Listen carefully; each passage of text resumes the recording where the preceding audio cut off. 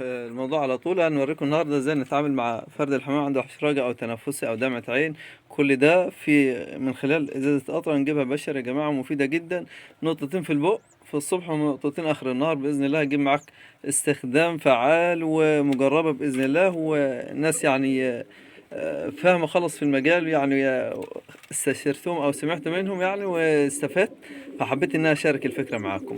نجرب باذن الله على الفرد ده. دي طيرة نفاخة يا جماعة، بس عندها حشرجة في صوتها كده. هي القطرة هنستخدمها دلوقتي، نقطتين في البق هنوريكم عملوا واحنا بنحط. اهو يا جماعة هي الطيرة، عشان بصور وحدية بس معلش. نفتح بقها كده اهو.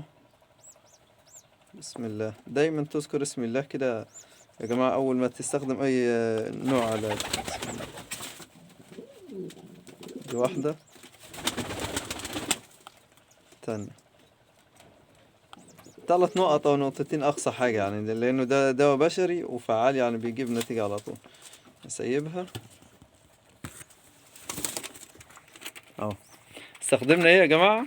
اهو اوريكم، فيركولين. دي قطرة بشري وسعرها يعني رخيص خالص يعني، مش اعتبر مش بفلوس يعني. اهو ده شكل الازاز يا جماعة من جوه اهو، وده شكل العلبة. لو عجبك الفيديو ما تنساش تدعمنا باللايك وتشترك في القناة وتفعل زر الجرس. دمتم في حفظ الله.